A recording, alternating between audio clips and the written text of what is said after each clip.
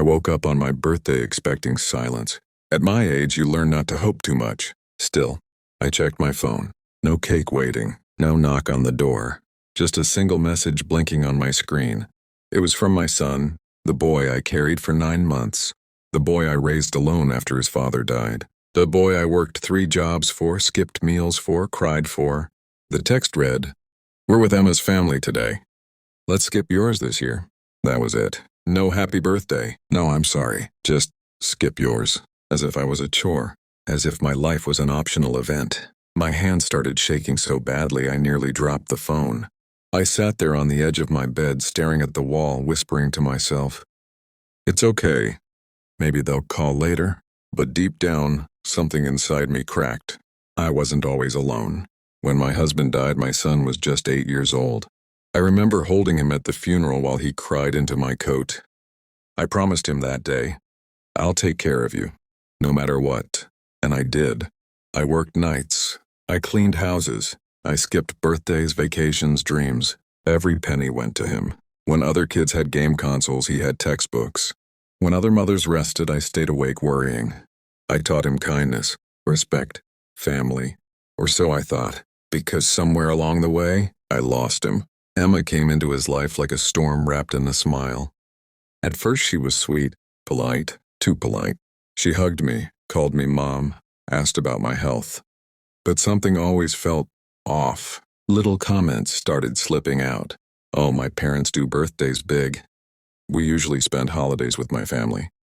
My mom thinks traditions should evolve. I ignored the warning signs. A mother always does. The first birthday they skipped wasn't mine. It was Thanksgiving. My son called the night before. "Mom, we're going to Emma's parents' place this year." I smiled into the phone and said, "That's okay, sweetheart." After I hung up, I cried into an empty dining table. That table used to be full. This year I still prepared. I baked a small cake, vanilla, his favorite. I set 2 extra plates, washed my good cups.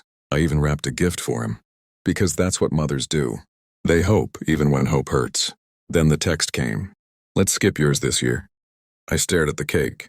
The candles stayed unlit. The rest of the day passed in silence. No call, no apology, no follow-up message. Emma posted photos online. Big smiles, a huge cake. Her parents, my son laughing like he hadn't forgotten me. The caption read, "Family first." I whispered, "Am I not your family?" That night something changed inside me. I wasn't angry. I was clear. I realized something painful. Love without respect is just suffering. And I had suffered enough, so I did something I never thought I would. The next morning I walked into my lawyer's office. The same lawyer my husband trusted. I told him everything. He listened quietly, then said, "You have every right to protect yourself." That day I rewrote my will, not out of revenge, out of self-respect. Weeks passed. Then my son called. His voice sounded different, confused, uneasy. "Mom, did you change something?" I said calmly, "Yes." Silence, then anger. "You're punishing me?" I replied softly. "No, I'm accepting reality." Emma called next, not to apologize, to accuse. "How could you do this to your own son?" I smiled sadly and said, "You taught him how to do it first." She hung up. The knock on my door came late in the evening. Not loud, not confident. Just 3 hesitant taps. I knew it was him before I opened the door. A mother always knows. When I saw my son standing there, my heart clenched. His shoulders were slumped. His eyes looked older than his years. The boy who once ran into my arms now stood like a stranger asking permission to exist. "Mom," he whispered. No hug, no smile, just that one word, heavy with everything he had avoided saying for months. I stepped aside and let him in. The house felt too quiet. We sat across from each other at the dining table, the same table where I once blew out birthday candles alone. He kept staring at his hands. "I didn't know how to come," he finally said. I didn't know what to say. I nodded. "That's been true for a long time," I replied calmly. He flinched. Silence filled the room again, thick, uncomfortable, honest. Then he asked the question he had really come for. "Why didn't you call me?" "After the birthday?" I looked at him gently. "Why didn't you call me?" Something inside me opened that day. Not anger, truth.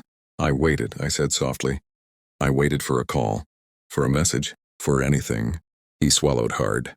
"You told me to skip you," I continued. Do you know what that feels like? To be skipped by the person you gave your life to? His eyes filled with tears. I didn't mean it like that. I nodded again. But you did it anyway. He stood up suddenly and walked toward me. Then slowly, he knelt, right there on my living room floor. I'm sorry, he sobbed. I forgot who loved me first. My hands trembled. I placed them on his shoulders. I forgive you, I said. But forgiveness didn't erase the past.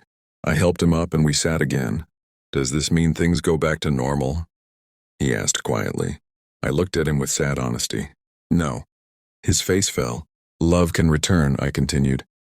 But trust takes time, and some things change forever. He nodded slowly. He finally understood. He took a deep breath. Is it true? About the will? Yes, I answered. He waited. I didn't explain. I had to protect my dignity, I said finally. Not punish you. Tears returned to his eyes. I deserve that, he whispered.